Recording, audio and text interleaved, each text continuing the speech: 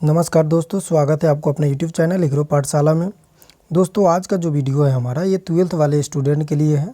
वैसे स्टूडेंट के लिए हैं जो बच्चे 12th तो कर लेते हैं, लेकिन उनके पास एक गाइडलाइंस नहीं होते, एक डिसीजन मेकिंग नहीं होते हैं, वो डिसीजन नहीं लेते हैं कि 12th बाद हमें क्या करनी चाहिए। और जाहिर सी बात है, जब आप 12th कर लेते हैं तो 12th करने के बाद आपके मन में ऐसा क्वेश्चन बनने लगता है कि कौन सा ऐसा स्ट्रीम है जिसमें हम एडमिशन लेते हैं तो उसमें अपना लाइफ भी सिक्योर रहता है और उसमें जॉब अपॉर्चुनिटी भी बढ़िया रहती है, और जिसमें कैरियर तथा हायर स्टडी के लिए भी जाए तो वहाँ भी अपॉर्चुनिटी हमको मिलती है। तो जब भी 12th करने के बाद आपके मन में ये सारी डाउटें आते हैं तो आप एक चीज़ याद रखिएगा कि जब भी आप 12th कर लेते हैं तो डिसीजन बहुत ज़रूरी हो जाता है। यानी कि जैसा आप डिसीजन लेंगे इसी से डिसाइड होगा कि आपका फ्यूचर कैसा रहने वाला है। चूँकि डिसीजन जो होता है वही मोस्ट इम्पोर्टेंट पॉइंट होता है जब आप किसी स्टडी के लिए निकलते हैं। मान लो कि आप किसी भी स्ट्रीम में जब एडमिशन कराते हैं तो वहाँ पे job opportunity, career opportunity, scope of job होनी चाहिए। क्योंकि आप जब भी उस जो कोर्स को आप जब 3 साल 4 साल देंगे तो आपके पास 3-4 साल के बाद एक ऐसा रोड मैप होना चाहिए जिसमें आपका फ्यूचर सिक्योर हो, ना कि वहाँ जाने के बाद आपको लगे कि हमारे द्वारा जो लिया गया डिसीजन है वो गलत हो गया।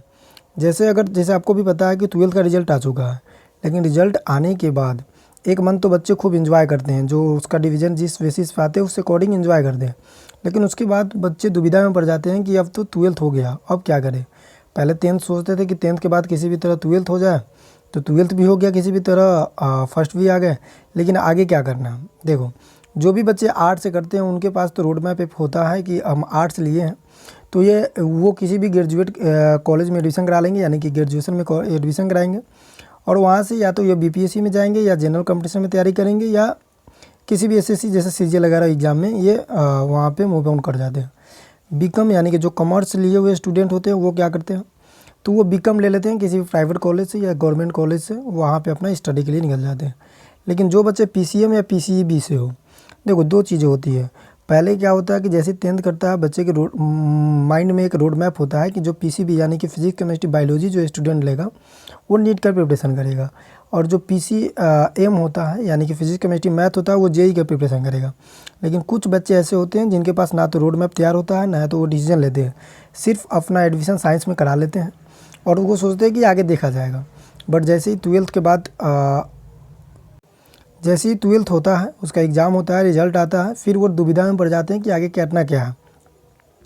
उसी सिलसिला में दोस्तों हमने एक टॉपिक लेके आया है जो बीएससी एग्रीकल्चर का टॉपिक है। यानी कि जैसे आप 12th करते हैं तो बीएससी एग्रीकल्चर के लिए एक डिग्री है। इसमें हम इस वीडियो के माध्यम से पहले देख लेते हैं कि हमको कौन सी पॉइंट रहने वाला है इस वीडियो के माध्यम से। इसमें पहले समझेंगे कि एग्रीकल्चर होता क्या है, बीएससी एग्रीकल्चर क्या होता है, अगर इसमें एडमिशन कराते हैं तो जॉब का सिक्योरिटी क्या होता है, एडमिशन कैसे होता है, यानी कि how to take admission in the agriculture university, अगर हमें एडमिशन लेना है तो कौन कौन सी प्रोसीजर से होकर गुजरना पड़ेगा। तीसरा, स्टूडेंट एलिजिबिलिटी क्या है, एलिजिबिलिटी क्या होता है स्टूडेंट का, वो जानेंगे। चौथा ये जानेंगे कि कोर्सेस यानी कि एग्रीकल्चर में कौन कौन सी कोर्सेस होती है। और फिर पाँचवा जानेंगे कि यूजी यानी कि अंडर ग्रेजुएट या पोस्ट ग्रेजुएट जब करेंगे तो इसमें स्कोप क्या है या प्रोसीजर क्या है, जॉब अपॉर्चुनिटी।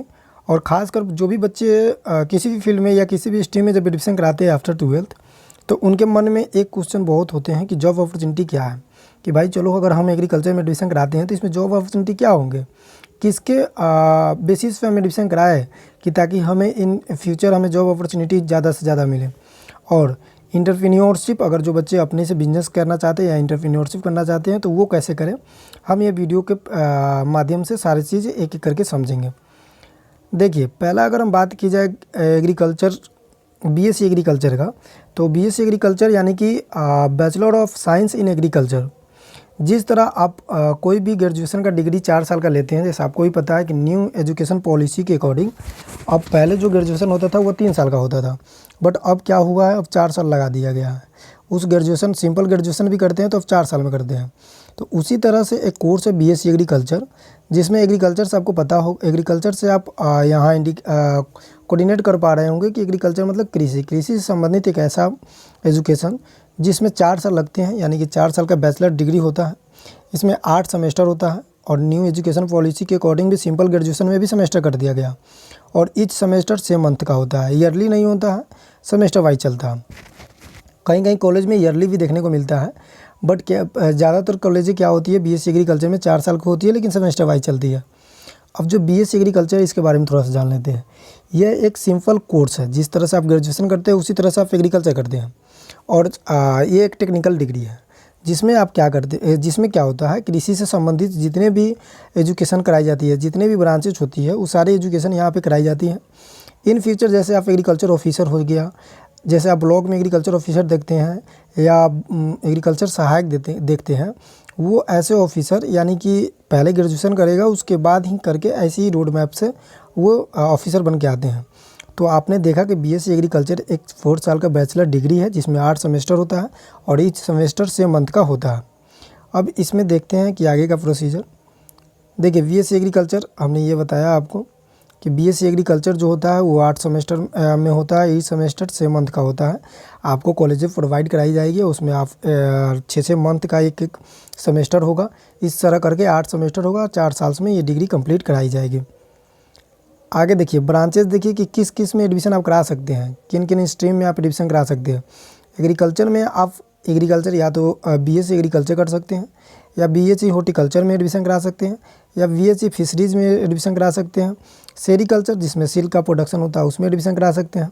फूड टेक्नोलॉजी में आप एडमिशन करा सकते हैं, और उसके साथ साथ एग्रीकल्चर इंजीनियरिंग में भी आप एडमिशन करा सकते हैं।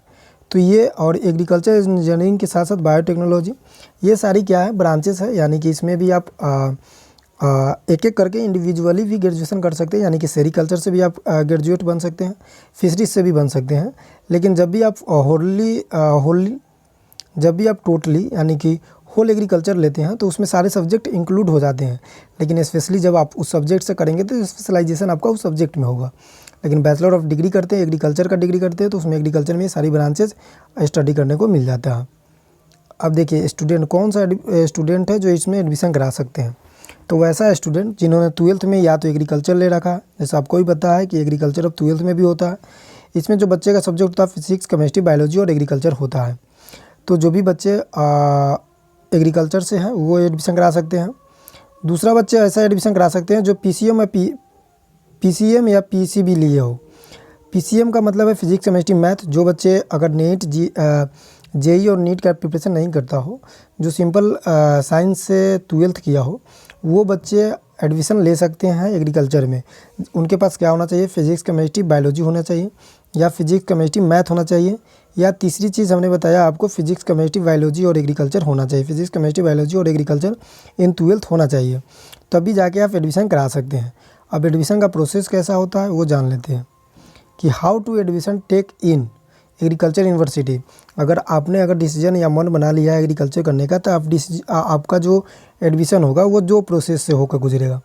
पहला होगा, या तो आप किसी इंट्रांस एग्ज़ाम का देंगे, गवर्नमेंट कॉलेज में आपको एडमिशन कराना है। तो अगर आपको इंट्रांस देते एग्ज़ाम नहीं निकलता है, बट अगर आपको लगता है कि हमें समय 1 साल नहीं गंवाना चाहिए, एडमिशन ले लेना चाहिए, तो आप प्राइवेट कॉलेज में एडमिशन भी ले सकते हैं। और बहुत सारे बच्चे होते हैं जो कन्फ्यूज हो जाते हैं कि प्राइवेट ले या गवर्नमेंट ले। देखिए, आप अगर सही से प्रिपरेशन करते हैं, 12th सही से पढ़ते हैं, एग्रीकल्चर सही से पढ़ते हैं थोड़ा सा, तो आप कोई भी गवर्नमेंट कॉलेज मतलब जो भी एग्ज़ाम होता है, जैसे आईसीआर हुआ, बीएचयू हुआ, ये आप फाइट करते हैं और वहाँ पे गवर्नमेंट कॉलेज आपको अलॉट कराई जाएगी। लेकिन प्राइवेट कॉलेज में अगर एडमिशन, चलो मान लो गवर्नमेंट कॉलेज में आपका एडमिशन नहीं हुआ, रैंक नहीं आया, तो आप प्राइवेट कॉलेज भी उतना भी गलत नहीं है, आप एडमिशन ले सकते हो। वहाँ पे भी स्टडी ही कराई जाती है। दोनों में अंतर सिर्फ पैसे का होता है कि यहाँ प्राइवेट कॉलेज में आपको फ़ीस ज़्यादा लगेगा, फ़ीस स्ट्रक्चर काफ़ी होता है। गवर्नमेंट कॉलेज में आपको पता ही है, गवर्नमेंट कॉलेज होगा तो वहाँ पे फ़ी कम लगेगा। बाकी कोई गिला नहीं है, आप प्राइवेट कॉलेज में पढ़ते हैं वहाँ पे भी पढ़िएगा, तभी जाके आगे कुछ कर पाइएगा। और गवर्नमेंट कॉलेज में पढ़ते हैं तभी भी आपको एजुकेशन ज़रूरी होता है। ऐसा नहीं है कि आप गवर्नमेंट कॉलेज से है तो आपको पढ़ना नहीं पड़ेगा, पढ़ना दोनों साइड पढ़ना पड़ेगा। अब देखिए, गवर्नमेंट जो भी एग्ज़ाम होता है, यानी कि गवर्नमेंट कॉलेज में आपको एडमिशन लेना है, तो आप तो आईसीआर के थ्रू जाएंगे, यानी कि Indian counselling of agriculture research एक संस्था होती है, ICR, Indian counselling of research institute. ये क्या होता है, Indian counselling of agriculture research, ये कंडक्ट कराती है एग्ज़ाम, जिसमें आपका रैंकिंग अनुसार आता है। इसके अंदर बहुत सारे कॉलेजेस आते हैं, उसमें आपका एडमिशन होता है। जैसे आपने पूसा का नाम सुना होगा, राजेंद्र प्रसाद विश्वविद्यालय जो एग्रीकल्चर का है, उसमें आपका एडमिशन हो जाता है। या बहुत सारे ऐसे कॉलेज होते हैं जिनमें आपका एडमिशन होता है। फिर आप बीएचयू दे सकते हैं, बीएचयू में यानी कि बनारस हिंदू यूनिवर्सिटी, वहाँ पे भी आपका एडमिशन होगा। अगर इंट्रांस एग्ज़ाम पास करते हैं तो एक वीडियो हम बनाएंगे जिसमें ICAR BHU के बारे में बताएंगे कि किस में क्या क्या प्रोसीजर है, क्या क्या सिलेबस है। उसके बाद आगे हम बात करें तो स्टेट यूनिवर्सिटी में भी आप एडमिशन करा सकते हैं। उसके लिए हर स्टेट का अलग अलग एग्ज़ाम होता है। जैसे अगर बिहार का बात करें तो BCEC भी होता है, और वहीं स्टेट जैसे राजस्थान का बात करें तो वहाँ जेट होता है। जैसे आप 12th के बाद जेट देते हैं तो आपको कॉलेज प्रोवाइड कराई जाएगी। अगर इसके बाद अगर CUT भी आप देते हैं तो CUT से भी आप वहाँ पे सेंट्रल गवर्नमेंट में सेंट्रल कॉलेज में एडमिशन ले लेंगे। प्राइवेट में अगर आपको एडमिशन लेना है तो वो डायरेक्ट मिलता है। डायरेक्ट यानी कि आपको कॉलेज विजिट करना पड़ेगा, कॉलेज देखना पड़ेगा, अपने चॉइस के अनुसार जो भी कॉलेज आपको सही लगे उसमें आप उसका जो भी कॉलेज का फ़ी होगा आपको पे करना होगा और आपका एडमिशन ईजिली हो जाएगा। और इस पे भी हम एक वीडियो लाएंगे कि बताएंगे कि प्राइवेट कॉलेज कौन कौन सी है, गवर्नमेंट कॉलेज कौन कौन सी है। तो आपका ये रहा कि 2 प्रोसीजर से आप एडमिशन ले सकते हैं। और कौन कौन बच्चे लेगा, जिसका PCB PCM यानी कि physics chemistry math, physics chemistry biology और physics chemistry agriculture in 12th में होगा, वो बच्चे ले सकते हैं। किस माध्यम से ले सकते हैं, तो 2 माध्यम। एक तो हुआ गवर्नमेंट कॉलेज यानी कि ICAR BHU, ऐसे CUT ऐसे एग्ज़ाम देंगे। आप यहाँ पे CUT भी ऐड कर लेंगे, CUET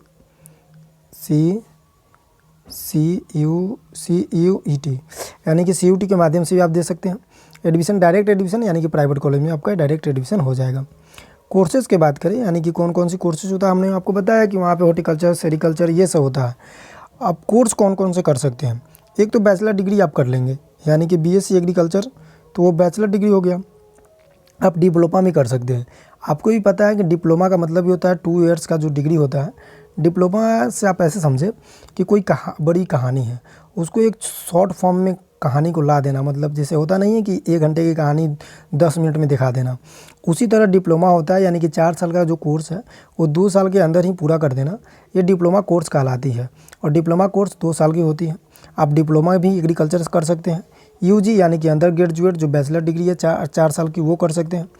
PG यानी कि जब आप UG करते हैं तो उसके लिए PG करते हैं। यानी UG करने के बाद जब आप मास्टरी लाइन में जाना चाहते हैं यानी कि प्रोफेसर लाइन में जाना चाहते हैं तो आप वहाँ पे क्या करते हैं, मास्टर डिग्री आपके पास होना ज़रूरी है। यानी कि post graduate MSc in agriculture यानी कि मास्टर ऑफ एग्रीकल्चर, वो तब की बात है जब आप ग्रेजुएशन कर लेते हैं यानी कि UG कंप्लीट कर लेते हैं। फिर जब आप PG कंप्लीट कर लेते हैं तो आप डॉक्टरेट यानी कि PhD भी करने के लिए एलिजिबल हो जाते हैं। PhD भी आप वहाँ करते हैं, फिलोसफर ऑफ डॉक्टर यानी कि डॉक्टरेट कोर्स भी आप करने के लिए एलिजिबल हो जाते हैं। अब देखिए, सबसे इम्पोर्टेंट टॉपिक यही हमको लगता है कि किसी भी एग्ज़ाम में या किसी भी स्टूडेंट जब भी किसी स्ट्रीम में एडमिशन कराते हैं तो उनके पास एक बहुत बड़ी क्वेश्चन आ जाती है कि भाई एडमिशन कराएंगे तो इसमें जॉब अपॉर्चुनिटी होनी चाहिए। क्योंकि आपको भी पता है कि कोई सा भी बच्चा किसी भी फील्ड में एडमिशन कराता है या स्टडी करना चाहता है तो वो 2 पर्पज़ से करता है। एक तो नॉलेज के लिए कि हमें नॉलेज मिलेगा इस फील्ड में कि होता क्या है, कैसे कैसे क्या करना पड़ता है। दूसरी चीज़ होता है नॉलेज के साथ साथ कि अपना लाइफ सिक्योर भी हो यानी कि जॉब अपॉर्चुनिटी भी हो यहाँ पे, कि ताकि हम जब पढ़ें जो चीज़ें हमने अप्लाई किया, जिस चीज़ें पढ़ा वो चीज़ें अप्लाई करके एक जॉब अपॉर्चुनिटी अपने कैरियर के लिए सेट करें जहाँ से इनकम ऑफ सोर्स हो सके। तो जॉब अपॉर्चुनिटी और नॉलेज के लिए भी पढ़ता है। अब देखिए, जिस तरह एडमिशन आपको 2 माध्यम से हो रहा था, गवर्नमेंट माध्यम से और प्राइवेट माध्यम, उसी तरह से आप जॉब अपॉर्चुनिटी भी इसमें बहुत सारे हैं। और यही बात ये है कि जो भी अदर एग्ज़ाम होते हैं उसके कंपैरिजन में देखा जाए तो यहाँ पे कंपटीशन बहुत कम होता है। देखिए, बहुत से बच्चे होंगे जो नेगेटिव फैलाएंगे कि एग्रीकल्चर में बहुत से स्कोप नहीं होते हैं, लेकिन मेरा मानना है कि स्कोप बहुत सारे होते हैं, कंपटीशन भी कम है। आप अपने गांव में या कहीं भी पता कर लीजिएगा कि आप अगर एग्रीकल्चर कर रहे हैं तो वहाँ पे बहुत कम बच्चे होंगे जो एग्रीकल्चर करते होंगे। जब बहुत कम बच्चे हैं तो स्कोप भी बहुत ज़्यादा होगा, और जब बहुत ज़्यादा स्कोप होगा तो अगर आप थोड़ा सा भी मेहनत करते हैं, मेहनती बच्चे हैं, स्टडी करते हैं, तो आप कहीं ना कहीं सेटलमेंट हो जाएंगे। तो इसमें जॉब अपॉर्चुनिटी भी as compare to other competition exam उसमें बहुत कम है। जो भी कंपटीशन होता है इसमें बहुत कम है और जॉब अपॉर्चुनिटी ज़्यादा है। जॉब अपॉर्चुनिटी 2 सेक्टर में आपको देखने को मिलेगा। पहला तो है गवर्नमेंट सेक्टर, और गवर्नमेंट सेक्टर में भी 2 प्रकार के हैं, या तो सेंट्रल गवर्नमेंट का या तो स्टेट गवर्नमेंट का। तो हम मोस्टली सेंट्रल गवर्नमेंट का बात कर लेते हैं। जैसे आप बैंकिंग सेक्टर में चले जाएंगे यानी कि AFO का SO का एग्ज़ाम देते हैं तो बैंकिंग सेक्टर में हो जाता है। एग्रीकल्चर फील्ड ऑफिसर यानी कि AFO एक एग्ज़ाम होता है। जब आप कॉलेज करेंगे तो इन सारी बातों को आपको पता धीरे धीरे चल जाएगा, पढ़ेंगे जैसे जैसे आप स्टडी करते जाएंगे वैसे वैसे नॉलेज आता जाएगा। लेकिन हम एक ब्रीफ में बता रहे हैं कि बैंकिंग सेक्टर में भी आप जा सकते हैं, यानी कि AFO एग्रीकल्चर फील्ड ऑफिसर, जहाँ पे एग्रीकल्चर फार्मर को लोन देना और उसको रिकवरी करना, ये सारी कामें आपको रहती है। तो ये गवर्नमेंट सेक्टर में भी आती है और ये सेंट्रल गवर्नमेंट की जॉब होती है। CWC यानी कि जो भी वेयर हाउसिंग होती है, सेंट्रल वेयर हाउसिंग कॉर्पोरेशन जो भी होती है, उसमें भी आपको जॉब मिलने का चांसेस होती है और इसमें भी अपॉर्चुनिटी रहती है। NACL national seed of corporation limited, इसमें भी बहुत सारी जॉब होती है, जो NACL हर साल अपना अपना एग्ज़ाम कंडक्ट कराती है। और सेंट्रल गवर्नमेंट का ये मतलब सेंट्रल जो भी एग्ज़ाम होती है सेंट्रल लेवल में, सेंट्रल सेक्टर में सेंट्रल गवर्नमेंट का, उसमें यह होती है कि फर्स्ट मतलब पर ईयर हर साल वैकेंसियाँ गवर्नमेंट देती है। इसमें बैंकिंग सेक्टर AFO का है तो उसका कैलेंडर तो ज़रूर हर साल मिलता है और उसमें 1000 हर साल वैकेंसियाँ आती तो आती है। तो उसमें आपके पास बहुत सारा अपॉर्चुनिटी है, आप सही से तैयारी करते हैं तो जॉब ग्रेजुएशन के बाद ही आप जॉब ईजिली ले सकते हैं। उसके बाद NACL हमने बता दिया। FCI यानी कि फूड कॉर्पोरेशन ऑफ इंडिया, इसमें भी आपको जॉब, और ये हायर मतलब एक होता है ना कि रैंकिंग के अनुसार अगर देखा जाए तो सबसे बड़ा तो NABARD है, उसके बाद FCI आता है। FCI भी बहुत हाई प्रोफाइल वाली जॉब होती है और उनकी सैलरी भी बहुत ज़्यादा होता है। उसके बाद इसमें भी हम एक वीडियो बना देंगे जिसमें आपको बता देंगे कि कौन कौन सा मतलब जॉब किस किस जॉब में कितना सैलरी होता है। उसके बाद हम NABARD का बात करें, NABARD मतलब national bank for agriculture and the rural development. जो भी रूरल डेवलपमेंट के लिए जो भी बैंक प्रोवाइड कराई जाती है, बैंक के द्वारा लोन प्रोवाइड कराई जाती है, वो NABARD होती है और इसमें भी जॉब अपॉर्चुनिटी काफ़ी होती है और ये हायर रैंकिंग वाला जॉब है। अब दूसरी बात करें, देखिए दूसरी बात करें तो रिसर्च इंडस्ट्री में भी आप जा सकते हैं। और एक होता है इफ़को AJT, यानी कि इफ़को के वैकेंसी भी हर साल सरकार गवर्नमेंट द्वारा प्रोवाइड कराई जाती है, तो आप वहाँ भी जा सकते हैं। ये सेंट्रल गवर्नमेंट का एग्ज़ाम है। उसके बाद स्टेट लेवल का बहुत सारे एग्ज़ाम होते हैं, हर स्टेट का अलग अलग एग्ज़ाम होता है। जैसे अगर बिहार में देखा जाए तो बिहार में अभी फ़िलहाल जो भी स्टेट एग्ज़ाम है 3 एग्ज़ाम, 2 एग्ज़ाम कंडक्ट कराई गई है, तीसरा एग्ज़ाम के लिए सरकार अनाउंसमेंट करने वाली है। पहला एग्ज़ाम BO था, एग्रीकल्चर ब्लॉक ऑफिसर, और दूसरा था हॉर्टिकल्चर ब्लॉक ऑफिसर यानी कि BHO ब्लॉक हॉर्टिकल्चर ऑफिसर। ये सारे एग्ज़ाम आते रहती है और हम आपको अप टू डेट कराते रहते हैं। तो ये हुआ हम अपना गवर्नमेंट सेक्टर में आपको जाना चाहते हैं तो आपके पास इतना तो बहुत कम है, अभी बहुत सारे वैकेंसियाँ हैं जो आपको मैंने रिवील नहीं किया है। धीरे धीरे मैं आपको सारे वैकेंसी के बारे में बताऊंगा। प्राइवेट सेक्टर में जाना चाहते हैं तो आपको भी पता है, या तो प्राइवेट सेक्टर में अपना बिजनेस कर लीजिए या सीड इंडस्ट्री में जाएंगे। अब सीड इंडस्ट्री में प्राइवेट सेक्टर भी बहुत अच्छा होता है, बट वहाँ पे क्या होता है कि आपको कुछ दिन समय देना पड़ता है। पहले आप सीड इंडस्ट्री में जाएंगे तो पहले वो सेल्स मैन का काम करवाते हैं, फिर धीरे धीरे पोस्टिंग करते हैं। तो ऐसा नहीं है कि प्राइवेट सेक्टर में जॉब नहीं है, प्राइवेट सेक्टर में बहुत जॉब है, लेकिन थोड़ा सा पेशेंस नाम का जो अति होता है वो करना पड़ता है। पेशेंस करिएगा, पेशेंस रखिएगा, फिर आपका प्रमोशन धीरे धीरे होते जाएगा। उसके बाद फर्टिलाइजर इंडस्ट्री में जा सकते हैं, ऑर्गेनिक फार्मिंग में इंडस्ट्री में भी जा सकते हैं, और बैंकिंग सेक्टर में जैसे HDFC बैंकिंग प्राइवेट जो बैंक होता है उसमें भी आप एग्रीकल्चर वाले स्टूडेंट जा सकते हैं। और एग्रीकल्चर वाले स्टूडेंट का देखिए, ये तो होल वीडियो रहा कि जिसमें हम जाने कि कौन कौन सी सेक्टर में आप जा सकते हैं, कैसे एडमिशन होगा, सारे थ्रू जा सकते हैं। अब देखिए एक एडवांटेज बताते हैं, एडवांटेज ऑफ BSc एग्रीकल्चर, आप यहाँ नोट कर लेंगे। देखिए अगर आप BSc एग्रीकल्चर करते हैं तो आप नॉन एग्रीकल्चर डिपार्टमेंट जितना होता है, जैसे जैसे बोला जाता है बिहार पुलिस, उसके बाद दरोगा, उसके बाद जो भी मतलब बिहार में SSC वगैरह आता है एग्ज़ाम, वो सारा एग्ज़ाम आप देने के लिए एलिजिबल होंगे क्योंकि आपके पास ग्रेजुएशन है। बहुत से ऐसे जॉब होते हैं जो 12th बेसिस पे होते हैं, तो वो भी आप दे सकते हैं। लेकिन आपके पास जो बच्चे सिंपल ग्रेजुएशन किया वो तो एग्रीकल्चर में नहीं आ सकता, लेकिन आप सारे जगह मूव ऑन कर सकते हैं। यानी कि आपके पास प्लस पॉइंट ये है कि अगर आप ये डिग्री करते हैं तो आपके पास तो ये टेक्निकल डिग्री है ही, यानी कि आप अपने सेक्टर में गवर्नमेंट जॉब जाना है, बैंकिंग सेक्टर में जाना है, इंडस्ट्रियल में जाना है, रिसर्च में जाना है, जाएंगे। इसमें दूसरा बच्चा नहीं आ सकता है। बट आप दूसरे के फील्ड में भी जा सकते हैं, जैसे बिहार दरोगा की तैयारी करना है तो वहाँ पर भी जा सकते हैं, जैसे बिहार पुलिस की तैयारी करता है तो वहाँ पर भी जा सकते हैं, CGL की तैयारी करना है तो वहाँ पर भी जा सकते हैं। लेकिन अगर आप मन बना लेते हैं कि एग्रीकल्चर इंडस्ट्री में ही बहुत कुछ करना है तो आप एग्रीकल्चर इंडस्ट्री में ही आप बहुत चीज़ कर लेते हैं। लेकिन मैंने आपको प्लस पॉइंट बताया कि आप इंडस्ट्री में भी जा सकते हैं अगर आप एग्रीकल्चर करते हैं तो। लेकिन जो बच्चे नॉन एग्रीकल्चर हैं वो एग्रीकल्चर सेक्टर में नहीं आ सकता है, लेकिन एग्रीकल्चर सेक्टर का बच्चे सारे सेक्टर में जा सकते हैं। तो ये रहा हमारा 12th स्टूडेंट के लिए जिसमें हमने जाने कि 12th के बाद हम क्या करें जिससे हमारा लाइफ सिक्योर होगा। तो BSc एग्रीकल्चर एक डिग्री है जो 4 साल का डिग्री होता है, जिसमें 8 सेमेस्टर होता है, इस सेमेस्टर 6 मंथ का होता है। और मैंने इस वीडियो के माध्यम से सारा जानकारी आपको देने का कोशिश किया है। वीडियो आपको अच्छा लगे तो ज़रूर इसमें कमेंट के बताइएगा, अपना राय ज़रूर दीजिएगा। और अभी तक चैनल पे नए हैं, सब्सक्राइब नहीं किए हैं तो ये कर लीजिएगा, क्योंकि आपका सपोर्ट और प्यार से हम डेली वीडियो बनाते हैं। और अगर आप बेल आइकन का प्रेस कर लेते हैं तो आपको नोटिफिकेशन पहले चली जाती है और आप किसी भी इन्फॉर्मेशन या किसी भी नॉलेज में पीछे नहीं रहते हैं। तो थैंक यू, मिलते हैं फिर एक अच्छी वीडियो में और दूसरी वीडियो में, जिसमें हम जानेंगे जो भी टॉपिक आपको डाउट लगे आप कमेंट में बता सकते हैं। Thank you.